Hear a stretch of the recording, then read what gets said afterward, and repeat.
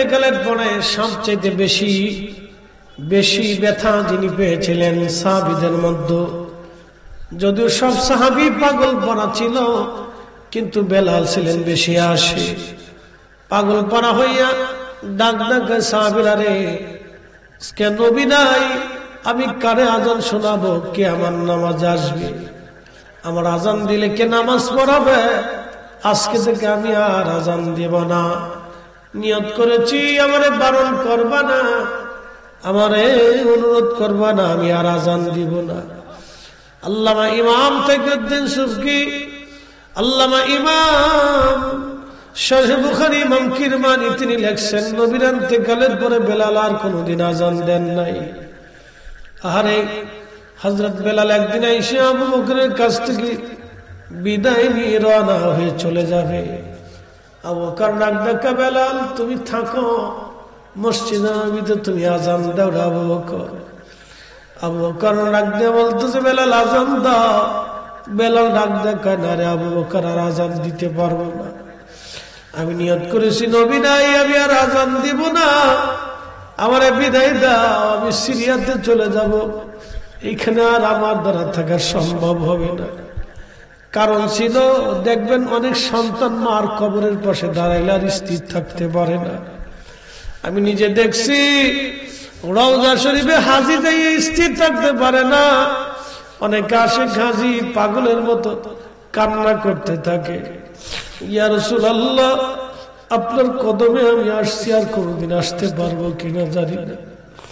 কত গরিব আশিক হাজি আছে রে, জীবনে আশা করে, জীবনে একটা ভালো যদি নবীর রওজার পাশে দাঁড়াইতে পারতাম। বুঝতেই পারতেছেন বেলালের অবস্থা কেমন।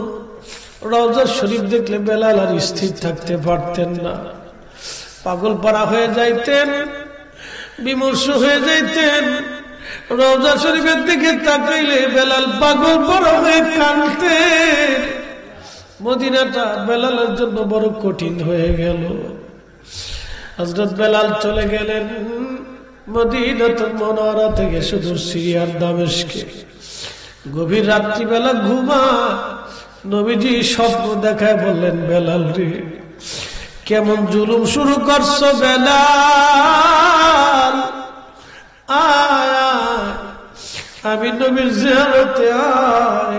কেন তুমি আমার জিয়ারতে আসো না রে বেলাল, তুমি জিয়ারতে আসো, কতদিন হলো রে বেলাল তুমি আমার জিয়ারতে আসো না, আমার সঙ্গে তুমি কেন জুলুম শুরু করছো রে বেলাল।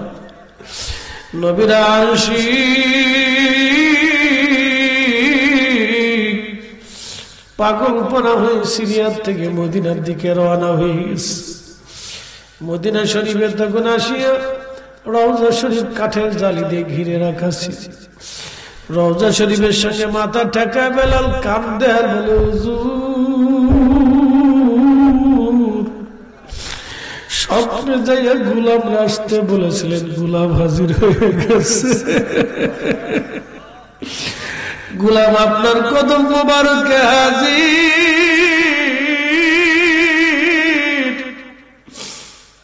গোলাম আপনার কদম মোবারকে হাজির। ইয়া রাসূলুল্লাহ আপনি আসতে বলেছিলেন, আমি আসছি। রওজা শরীফের পাশে বসে বসে বেলাল কাঁদতেছিল। নতুন মুয়াজ্জিন এসে দেখতেছে নবীর মুয়াজ্জিন রওজা শরীফের পাশে বসে বসে কাঁদে। নতুন মুয়াজ্জিন ডাক ডাকে, সাহাবীরা শুনছনি, নবীর মুয়াজ্জিন বেলাল আমাদের মাঝে ফিরে আসছে। কথা শুনিয়া সারা মদিনার থেকে সব সাহাবী বের হয়ে দৌড় মারছে। আয়েশা দেখতেছে নবীর মুয়াজ্জিন হযরত বেলাল বসে বসে কাঁদতেছে। সাহাবীরা বলল, বেলাল কতদিন হলো আজান দাও না, আজকে তাহাজ্জুদের আজান তুমি দাও, আজকে থেকে ফজর আজান তুমি দাও রে বেলাল। বেলাল ডাক ডাকে, সাহাবীরা রে, নবীর ইন্তেকালের পরে আর আজান দেই নাই, আমি আজান দিলে নবী আসবে না জানি, আমি আজান দিলে কি নবী আনতে পারবানি বলো? পাগল ভরা হয়ে গেলেন আশিক রাসূল সাহাবীরা। বলে যায় দেখো হাসান আর হুসাইন দুইজন আছে নিগোবল। দেখো বর্তমানে 7 নম্বর গেট বাবু সালাম দিয়া গাইলে একটা মসজিদ পাবেন, মসজিদ আলী। যদিও এটা মসজিদ না বাবাজি, কিন্তু মসজিদ বানায় রাখছে হযরত আলী রাদিয়াল্লাহু আনহুর বাড়ি ছিল। ফাতেমারে নিয়ে হাসান হুসাইনকে নিয়ে এইখানে হযরত আলী বসবাস করতে। হাসান হুসাইন আনার জন্য সাহাবীরা দৌড়ায় গেছে। হাসান হুসাইন দেখতে নবীজির মতো দেখা যাইতো। নানার চেহারা পাইছিলেন দুই ভাই। দৌড়ায় যখন মসজিদে নবীর ভিতরে রওজা শরীফের পাশে এসে দাঁড়ায়, নবীর আশিক বেলাল আর স্থির থাকতে পারেন নাই। রওজা শরীফ থেকে দৌড়ে উঠে ইমাম হাসানের বুকের মধ্যে মাথা ঢাকা কান্দে। এবার আবার ইমাম হুসাইনের বুকের মধ্যে মাথা ঢাকা ঢাকা কান্দে। ইমাম হাসান ডাক ডাকা, নানার মুয়াজ্জিন, কতদিন হলো তুমি আমাদেরকে আজান শোনাও না? নানার মুয়াজ্জিন রে, তুমি যাও মিনারায়, আজ আমরা রে আজান শোনাইয়া যাও। হযরত বেলাল দৌড়ায় চলে গেলেন সে মিনারাতে। সেই ছাদ এখনো আছে। মসজিদে নববীতে যদি কোনোদিন যান, আহারিয়াজুল জান্নার ডান পাশে দেখবেন একটা ছাদের মতো এরকম স্টেজ তৈরি করা হয়েছে। এইরকম আপনারা একটা ছাদের মতো দেখবেন। ওইটা বনু নাজ্জার গোত্রে এক মহিলা সাহাবীর ঘর ছিল। ওই ছাদের উপরে দাঁড়ায় দাঁড়ায় বেলাল আজান দিতেন। আজ ওই ছাদটা কইরে রাখা হয়েছে, টাইলস দিয়ে সুন্দর করে করে রাখছে। ওইখানে দাঁড়ায় এখনো মসজিদে নবীর মুয়াজ্জিন ওইখানে দাঁড়ায় আজান দেয়। 1450 বছর ধরে মসজিদে নববীতে ওইখানে আজান হয়। হযরত বেলাল যেখানে দাঁড়ায় আজান দিতেন ওইখানে দাঁড়িয়ে এখনো মুয়াজ্জিন আজান দেয়। ওইখানে দাঁড়ায় বেলাল আল্লাহু আকবার বলে যখন টান দিচ্ছে, আল্লাহু আকবার আল্লাহু আকবার আল্লাহু আকবার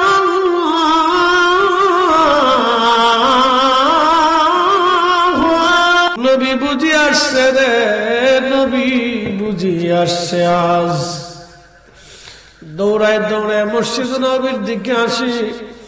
ইমাম সুবকি বললেন, নবীজির ইন্তেকালের পরে এভাবে কান্নার কোনোদিন মদিনাতে হয় নাই। বেলাল যখন আজানের টান দিল, আশহাদু আন্না মুহাম্মাদার রাসূলুল্লাহ বলে যখন বেলাল আজানের টান দিছে, পৃথিবীর কোন মুয়াজ্জিনের আজানে কোনদিন পৃথিবী কাঁপে নাই। কিয়ামত পর্যন্ত কোন মুয়াজ্জিনের আজানে পৃথিবী কাঁপবে না। ওই দিন বেলালের আজানে প্রেমের আকর্ষণে কঠিন, পৃথিবীর মাটি পর্যন্ত থরথর থরথর করে কেঁপে উঠছে। পৃথিবীর মাটি থরথর করে কেঁপে উঠছে। ওই দিন মদিনার মাটি থরথর থরথর করে কেঁপে উঠছে। আহা, ইশকে রাসূলের ওজন কত বুঝে যান। মাটি পর্যন্ত স্থির থাকতে পারে না। ইশকে রাসূলের ধাক্কা এত কঠিন। এই জন্য এই ঘটনা আমি যতবার বলেছি, অনলাইনে যত কোয়ালিটির মানুষ আমার ওয়াজ শুনেছে, এমনকি অন্য ধর্মের মানুষেরা আমার এই ওয়াজ শুনে চোখের পানি ফেলে কেঁদেছে। কোটি কোটি মানুষ আমার এই ওয়াজ শুনে চোখের পানি ফেলে ফেলে কেঁদেছে। সব মসলক আমরা থেকে ভিন্ন মতের ভিন্ন মসলকের আলেমরা বলেছে, ফরিদি ভাই জীবনে আপনার ওয়াজ শুনে যতবার কেঁদেছি। এক ভদ্রলোক একদিন আমাকে জড়িয়ে ধরে এক আলেম বলতেছে, হুজুর চিন্তাম না কোনোদিন আপনাকে, মদিনাতে আমি উমরা করার জন্য যখন মদিনায় গিয়েছি, আপনার ওয়াজটা শোনার পরে আমার জীবনে কোনোদিন এইভাবে আমি কোনোদিন কান্না করি না। আমার জীবন সার্থক। আমি মদিনাতেই ওয়াজটা শুনে এমন ভাবে কাঁদছি, আমি যতবার শুনেছি ততবার আমি কান্না করছি। আমি এখন বুঝি কেন মানুষের হৃদয়ের ভিতরে আকর্ষণ আসে। আর জমিন পর্যন্ত স্থির থাকতে পারে না এই ঘটনায়। বেলালের ইশকের আযানে পৃথিবীর মাটি স্থির থাকতে পারে নাই, মদিনার একটা মানুষ স্থির থাকতে পারে নাই। এই জন্য কারো অন্তরে যদি ইশকের রাসূল থাকে, এই আলোচনা শোনার পরে সে নিজেকে স্থির রাখতে পারে না। কথা বলেন ঠিক না বেঠে? হে রাসূল তোমায় ভালোবাসি, অন্তরে শুধু মুখে নয়, জান্নাতের আশা নয় হে রাসূল, জাহান্নাম কেউ ডরি না। তোমায় পাওয়ার আশায় মন ছুটে যায় মদিনায়, এ আশিকে দিদার দাও না, আর দূরে থাকিও না। এ আশিকে দিদার দাও না, আর দূরে থাকিও না। আল্লাহ আল্লাহ আল্লাহ আল্লাহ আল্লাহ আল্লাহ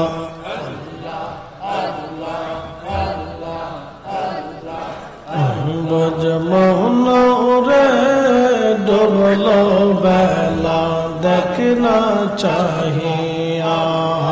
আল্লাহ আল্লাহ আল্লাহ মুঝ মোহনরে ডোবলো বেলা দেখনা চাহিয়া। আল্লাহ আল্লাহ আল্লাহ পারে রাখবরিলে পারে রাখবরিলে পার হবে তুই কে দিয়া, পার হবে তুই কে দিয়া। আর ডুবলো বেলা দেখনা চাহিয়া। আল্লাহ আল্লাহ আল্লাহ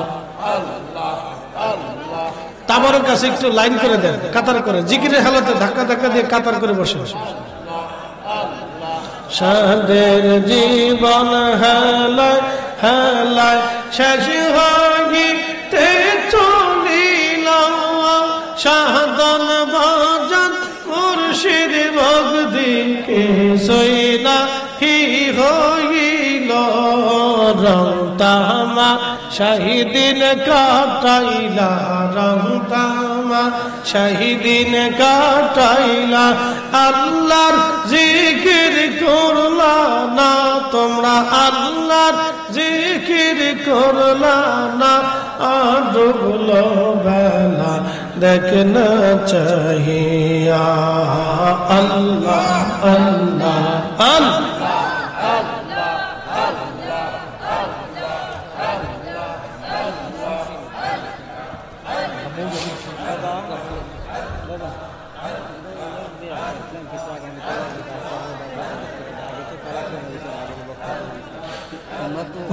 পাগলা গয়ে ডুবলো বেলা দেখনা চাহিয়া।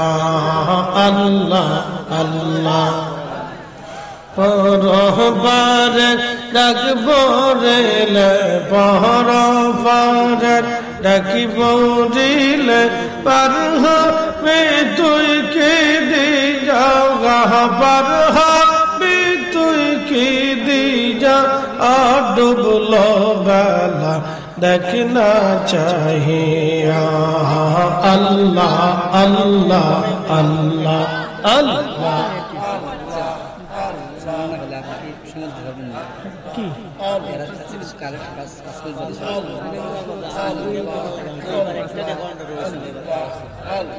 আগে করবো না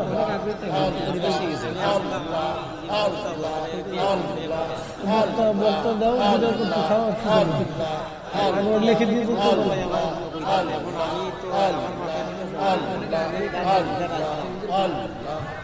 তারপর নিয়ে আসো দেখিয়ে চেষ্টা করি আগে তাকে সিরিয়াল করো ডাক্তার সাহেব এদিকে আসেন উপরে উপরে লা ইলাহা ইল্লাল্লাহ মুহাম্মাদুর রাসূলুল্লাহ সাল্লাল্লাহু আলাইহি সাল্লাম। সবাই ভিতরে চলে আসেন ভাই, রাস্তায় যারা আছেন সব কাতারে বসেন, কাতারে বসে তাবরক নিয়ে আসেন। ভলেন্টিয়ার ভাইরা তাবরক রেডি